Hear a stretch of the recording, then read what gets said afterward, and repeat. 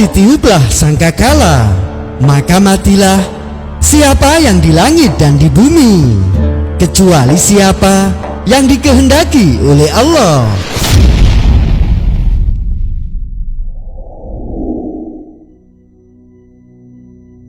Wahai Tuhanku, semua penduduk bumi dan langit telah mati, kecuali yang Engkau kehendaki.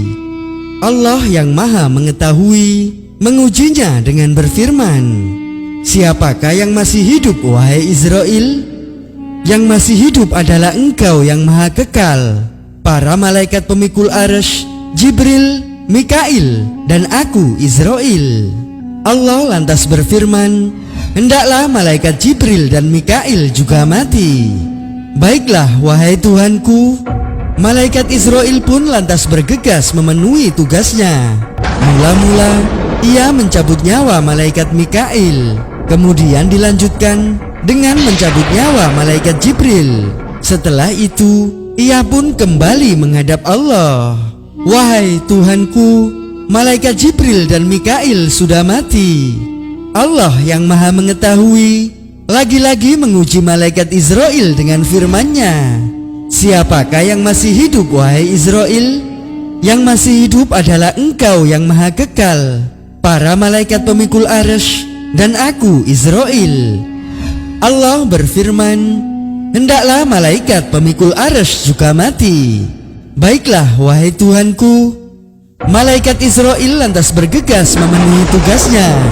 Satu persatu malaikat penyangga arsy dicabut nyawanya, hingga reduplah jagat raya dan seisinya. Setelah itu malaikat Israel kembali menghadap Allah. Wahai Tuhanku, para malaikat pemikul arsy-Mu telah mati. Allah yang Maha Mengetahui kembali mengujinya dengan berfirman, siapakah yang masih hidup, wahai Israel?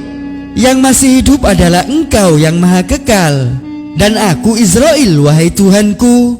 Allah kemudian berfirman, wahai Israel, tidakkah kau mendengar firman-Ku? Kullu nafsin dha'iqatul maut. Setiap yang bernyawa pasti mati. Aku jadikan engkau untuk tugasmu itu, dan kini matikanlah dirimu. Baiklah, wahai Tuhanku. Malaikat Israel kemudian pergi ke suatu tempat di antara surga dan neraka.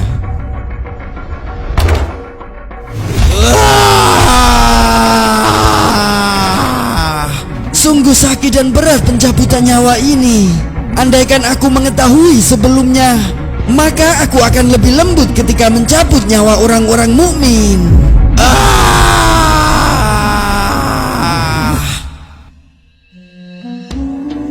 Setelah semua mati dan hanya tinggal Allah yang Maha Kekal, Allah lantas menyombongkan zat-Nya dengan berfirman, limanil mulkil yaum?